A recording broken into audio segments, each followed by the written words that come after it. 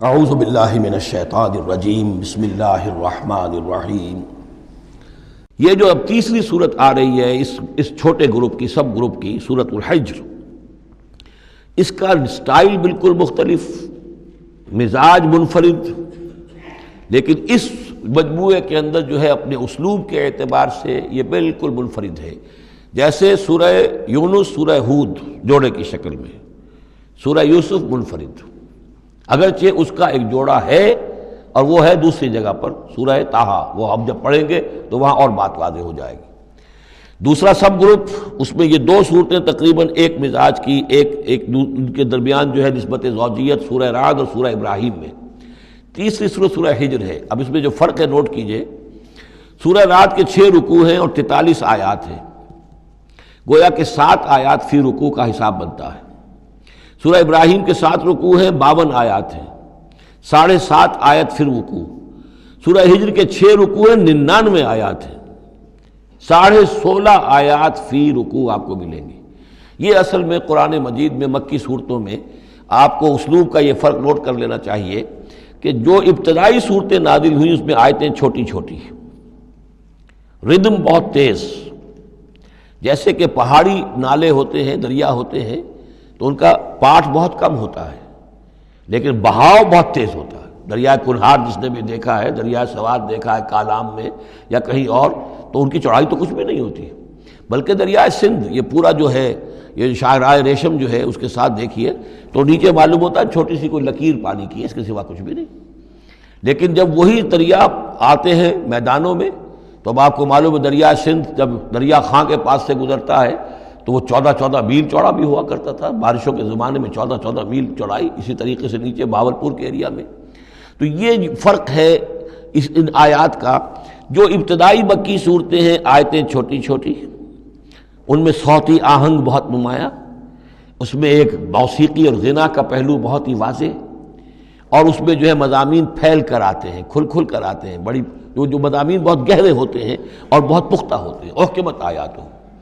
بعد میں جو صورتیں آئی ہیں مکی دور میں ہی ان مزاج بدلنا شروع ہوا، درمیانی دور میں کچھ اور آخری میں آ کر اب آیتیں بڑی بڑی ہیں، لمبی لمبی ہیں، اور یہ چیز جا کر پھر مدنی دور میں پھر انتہا کو پہنچ جاتی ہے۔ ایک آیت، آیت الکرسی، آیت البر وہ ہم پڑھ چکے، آیت الدین، ایک آیت کتنی بڑی۔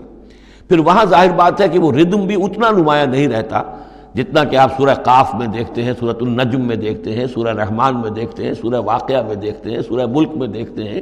یہ جو صورتیں ہیں آخری جو 2 گروپس کی ہیں، انہی کی طرح کی ایک صورت یہ سورہ ہجر ہے۔ اصل میں زمانہ نزول کے اعتبار سے یہ ابتدائی 4 سالوں کی صورت ہے۔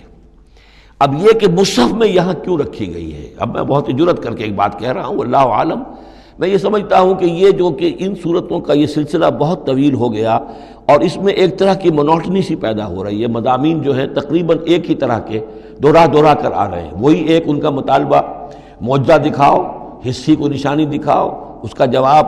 تو رد و قدح جو ہے یہ تمام صورتیں جو ہم نے پڑھ لی ہیں 5 صورتیں، ان کے اندر مزاج ایک ہی ہے۔ تو گویا کہ اس مونوٹنی کو اللہ تعالیٰ نے چاہا کہ ختم کر کے، اور ابتدائی دور کی ایک صورت جس کا مزاج مختلف ہے ان صورتوں سے، اس کو یہاں شامل کر دیا گیا۔